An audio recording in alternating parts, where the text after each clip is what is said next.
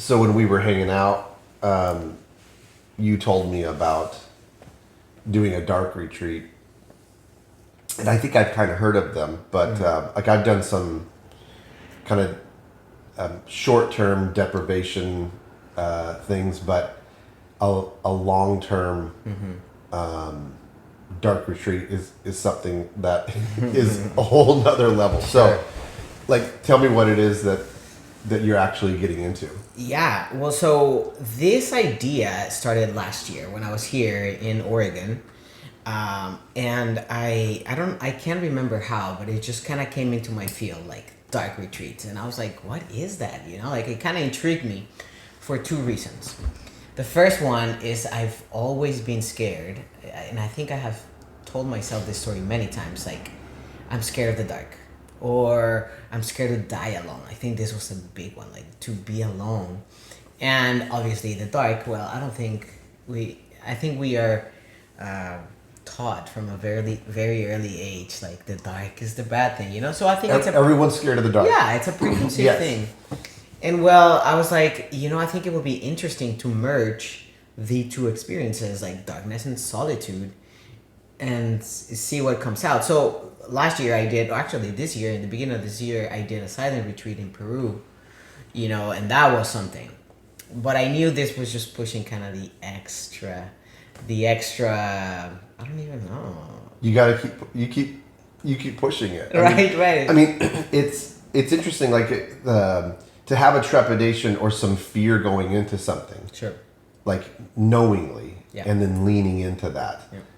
That's like I'm just impressed by that, blown by that. But like it's like this kind of this own internal limits that you have of like what you're willing to do, and this was like your next. Correct. The next place of putting yourself in an uncomfortable place, or just stretching. That's exactly. I think you just nailed it. Like I think that was it. The uncomfortability and just pushing my body, my mind, my soul, my spirit to really uncomfortable spaces, and then find out what is this gonna do when it's in that spot. So I think that's what excited me. For some reason, last year didn't work out, and then this year, I had some time in between my travels that I was like, well, if it works out for this period of time, which was like very specific dates, for this long, I'll do it, Yeah. And so I kind of set up the call with Viv, who is the person that leads her and her partner Fimpo, who is a guy that's 80 years old and has been in the dark for 100 years. 100 days. So he's 100 days. 100 days. And he is an 80-year-old man that cares. The first time I met him, he was on top of a roof, like moving, like putting big things of roof. And I'm just like, this guy is 80. Wow. Crazy. Wow. Yeah, he was just a character. So I had this interview and they told me kind of like the cost and stuff like that. And I was like, oh, I don't know. Like, this is a pretty good chunk of money, Mm-hmm. And I guess like we just connected in that call so beautifully that she like offered it. She was like, hey, I know you're a sound healer. You play music and you do breath work. Would you be interested in doing a trade-off? And I was Amazing. like, What an offer. right? Yeah. I think from that point, that's where the journey began. Yeah. Like I was like, this is it. Like, Yeah. And I'm doing something that I love, like serving in a way that I love. Yeah. Which is doing breath work. And so how long ago was this when you really started that, I'm going to do this thing? Yeah, so this was the 22nd of August. That's when I first arrived to that place. And I met them. And the offer was, you will help us out with some sessions in the dark for people that want to complement this experience. And on some outside work. Like they have a big property, so, like gardening and just things. So I was like, yeah, that sounds great. So they would feed me twice a day and they would give me a room. Now, when I arrived, I did not know that the room where I was going to be staying 10 days prior, my experience, because that's the way that we worked it out. It was going to be 10 days of work or trade-off for my experience, which at the beginning it was going to be 1 day of preparation, 3 days in the dark, leave on the 5th day. So emerge on the 5th day. and then it just kind of started, like, they just started to be like, well, maybe we can do more days. And I was like, sure, let's just, yeah. So, but I had the opportunity to stay in the room, The same room. one of the rooms Gotcha. that is completely darkened, and it's used for the retreat. Got it. So I think this was a very interesting part of the journey, because then I started to experiment with what Fimpo, the owner, calls microdosing darkness. So I would go in the room, say, I don't know, it's noon, so it's right bright, and I will go in the room, and as soon as you turn the light off, like it's And it's dark. you Like don't like no light. black, like there you do not see Wow. a reflection of your hands, you do not see a light cracking in you, it's just Wow. black. But the experience as a whole, before I go into my own experience, is the idea of going into a room that is completely darkened, so and then silence proof. It's not 100% silence proof, but they do, they do a very good job at preventing from you to hear things outside. So it's pretty silent. I'm not gonna say it's 100%, but it is pretty silent. So and then what they offer for the retreat is, once you're in there, once your experience starts in the dark, we're gonna, cater you 2 meals a day, and you have a discussion about this prior to you going in. You discuss a little bit of like, okay, what kind of breakfast do you like? What kind of times, because you gotta sort of give a time frame, like 7 a.m. or is it like noon-ish? Because it's just 2 meals, Yeah. And here, Yeah. like, we're used to eating way more than 2 meals. So it's important to pick the time. You only get 2 shots at this thing. Yeah. Exactly. It's like, when am I going to be the most hungry? Yeah, But yeah. you don't know. Yeah. So they give you the 2 meals, and then you have one daily check-in. So the facilitator comes in, and, and you can either be silent, so you can choose to just say, like, if they ask, hey, everything's okay, you can just to knock on the door and say that you're alive, and that's it. Or you can be like, hey, come in, I want to talk. Okay. So they do. I think they do open up to a little bit of conversation if that's the route that you wish to go. Gotcha. And then how many days total was the plan for you to or how many nights or days? Yeah. with the service, Just yeah. So like I said, initially it was supposed to be 3 days in the dark, 1 pre-integration, 1 post-integration there in the property. So the experience is 5 days. Okay. But you're in the dark only 3. Okay. That was my initial. Yes. That's what I was going in for. But then that changed because a guy that was coming in when I was there kind of rescheduled. So then it opened up for more time. Yeah. And they suggested, hey, listen, like we got, a full another retreat available or person. If you want to go in earlier, go for it. And I was like, I mean, that's another 3 days in the dark. But I was like, if it's presenting, if they're offering it, Brother, you are so willing. You just say yes as it shows up. I just felt like I had almost like no choice. Like it was like I'm already here. I love that heart.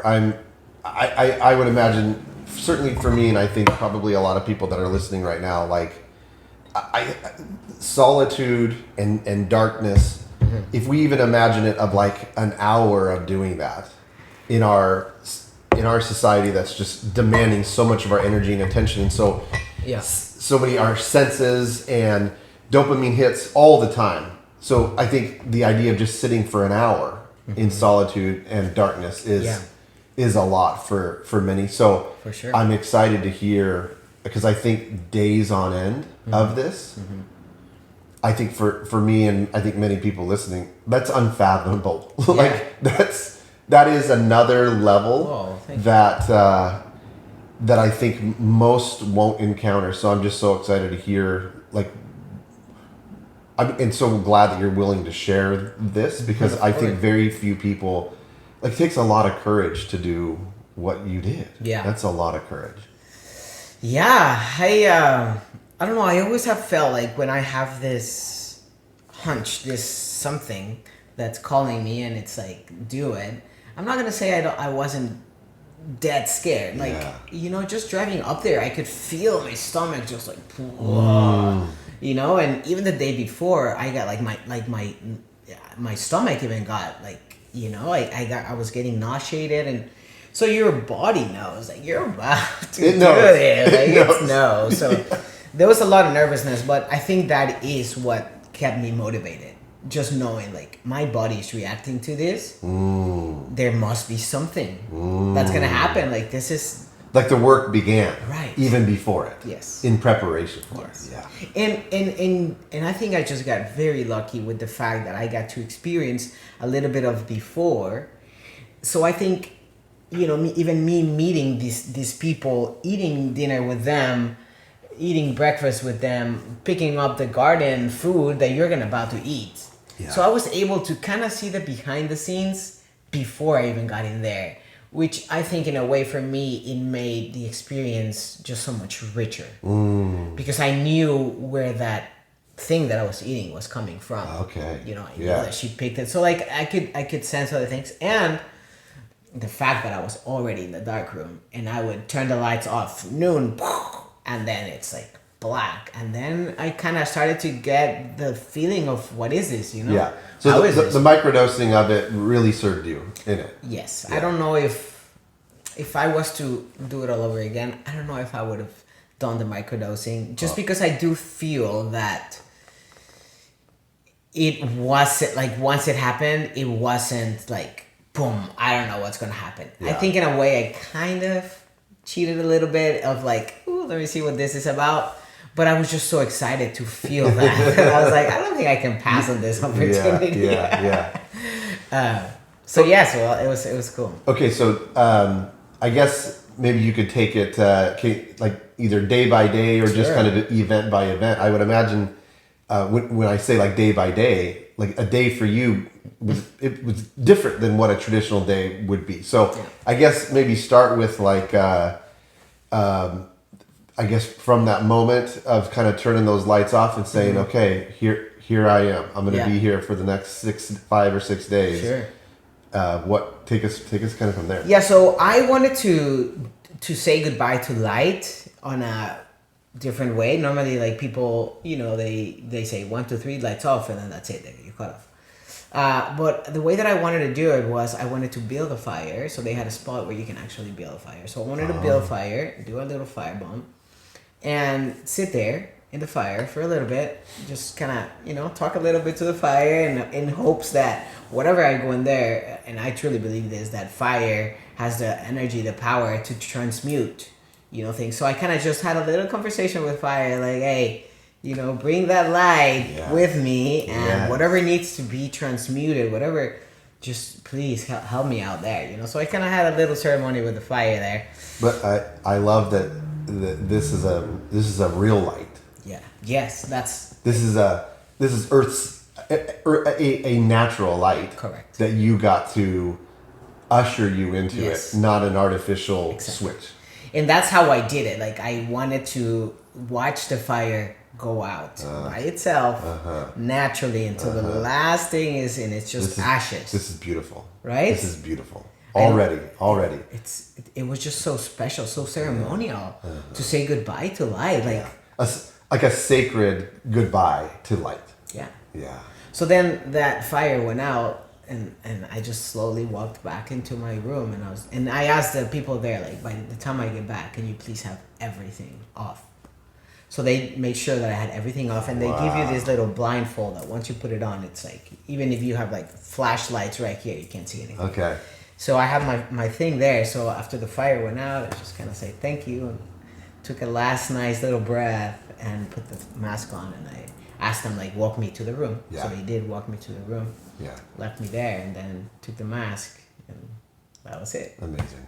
That was it. I was What a beginning. Like, I think you honored yourself. I think you honored the space, the natural world. Like, what a way to start. I love this. Yes. I always knew I had to do it my way. You know?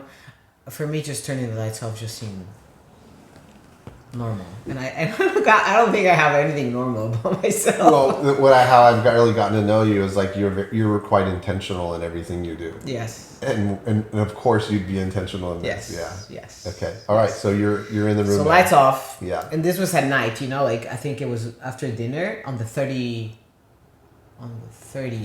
Yeah, this was the night of the 30th of August. So, and I was the 31st will start the journey. So I went to bed. I'm not gonna lie, it was a little bit hard to go to bed. Just the idea of being that quiet and that silent. Yeah. But I think I was very tired, so I just kind of got in the sheets and goodbye, and that's it. So the breakfast the way that we worked it out, they would bring it for me every morning around 10 and 11 or 11. They don't give you a exact time, obviously. Yeah. And anywhere in between dinner was going to be anywhere in between 5 and 7ish. Okay. So those were some markers. Right. Yes. So no watch, obviously, no phone, no. So there's like literally no way. Yes. They turn the lights off so that you can't, even if you go to the switch, like there's no way that you can do that. Yeah. Like you're there. Yes. But it is nice because before you go in there, they kind of give you the room and then you rearrange it in a way that you want. So they provide you with like mats or blocks, or they have like this little machine where you can like kind of bike, blankets, pillows, you name it, like aromatherapy, essence oil, like whatever you really think that you may want it. Yes. They provide. So that's nice. Yeah. So then you set up your room. Yeah. You create your space. This is my space that you're familiar, at least know what's there and how to, okay. And I think big part of it is that knowing where everything is at. Like, you have your clothes in this space, in this drawer. Like me in my case, I decided to bring my instruments in with me. Okay, you had your instruments. Yeah, okay. I did. This was a kind of like a hard thing because in a way I felt like, man, my instruments are going to be a distraction. In a way, like that's a way to pull out of the experience and just say, well, I'm just playing music. So I was kind of toying with the idea, but at the end I decided I'm going to take it. Okay, yeah. So this room was cool because it had like a ground floor where I put the mat and I had like my little altar where I would meditate. They give you like those meditation chairs. So but it will also have kind of like a little climb ladder, kind of like a tapanco. You know what that is? I don't think so. Well, it's kind of like a top floor out of a room. And this space, that's where I put my music. So it had like a nice little ground couch. And that's where I had my instruments. So I knew where I set them up. Because once you're in there, and this is something that happened to me while I was serving before. The first day, I remember the lady goes, oh yeah, this guy wants to do a little breathwork and sound journey after. And I was like, yeah, let's do it. So I pick up my instruments, I have this, and I'm like, okay, I'm ready. And obviously you go in the room with them. They have their mask on when you go in before you close the door. Because everything is darkened. Even the hall, even the bathroom, even the shower. So everything where the room starts, the hall, the bathroom, because it's a shared bathroom, which makes it even more interesting. Oh, wow. Yeah. It's shared for 2 people. Okay. So 2 people will share. They're in a different room that shared that one bath. Okay. Got it. But even the hall, you have to, and everything they do, they put texture on. So you feel like, oh, this is where the texture ends. That's where the bathroom's going to begin. So the design of this room is very intentional it's set up for this. Very intentional. Even in the floor, you have rugs. And when there's a change, either you're passing through the guy's room, then there's a change and so Got it. So some of this, I imagine, is for grounding, for some safety or security, like where you can draw back to. And I also think it's to make the experience easier for the participant. I don't think it's meant for you to hate it. Like this isn't meant to be torture. Which I think, like in some things of like solitude and quiet, it's like it's almost like we force torture on us. Mm-hmm. Like this must be a torture thing, but that's not what this is. Yeah, I remember my mom. The last thing that she told me before me going in was, "Hey, she said, good luck and whatever you're looking for, I hope you find it." And she said, but you do understand that this is what they do to prisoners when they behave wrong. Like they put them in solitude in the dark. And I was like, holy cow, that is. But it made me think like this is the preconception that we have Right. about how negative the dark and solitude it's is. a negative around it. Yes, definitely. Even in the jail, they Yes. tell you if you behave bad, Yes. I'm gonna put you in solitude. Yeah, it's the ultimate consequence of that. Yeah, that's interesting that it's tied to that negative, that bad Yeah. torture. Torture. Consequence kind of thing. For sure. Wow. Whenever she said that, it kind of Yeah. it clicked in my head. Like I was like, oh my gosh. But again, at any point in here, at least you're able to say, I'm done. Get your stuff off. Yeah. Walk out the hall, and you're done. Like nobody's really keeping you hostage. I think that's the difference. Gotcha. So yeah, so day one, breakfast came. Obviously, I think I woke up pretty early, and that's a cool thing about this first initial experience is that you don't have track of time. We are so used. I don't know you, but you wake up. And at some point, you're gonna look at the time to Yes. find out how your day's gonna go. Yes. Tell me what to do next. Right. Yeah. We're waiting for it to tell me. Like we don't do what we want. No. We follow time. Yes. We march to its orders. Yes, Right. Yeah. yes. Talking about prisons, I think time is the prisoner. Wow. It's telling you where and how to go about life. We're captive by time. Held captive. We're captive. Wow. We're captive, and we don't even know it. That's the worst part about it. Wow. We don't even realize it. Okay, so my sleep patterns, like I'll wake up in the middle of the night, commonly. When you woke up, did you have a good sense that this is morning time, or did you wonder, did I just wake up in the middle of the night? Like how confident do you know that you had a good sleep? I'm not. You were okay, so you didn't know. For one, no, I'm not sure I had a good sleep. For one, I do remember on the first night I had this vivid, horrible dream. I normally don't have nightmares. Like I don't even remember the last time I had a real nightmare. Wow. And this first night was this vivid dream. Have you ever heard of when people say that? Well, in Mexico we say "se te subió el muerto," which means that when you're sleeping, there's this thing that happens to you where you feel something is on top of you and you can't move, you can't scream, it's an actual like sleeping thing. Oh. In Mexico, obviously, they put it more into a mystical thing, and they say that that's when death sits on you, or Wow. and you can't scream. It's like you're paralyzed, but you're conscious about it. Yes. This used to happen to me a lot. Many years ago. Hasn't happened to me. So in this dream, which I don't know if it was a dream, if I was hallucinating, if I don't know yet.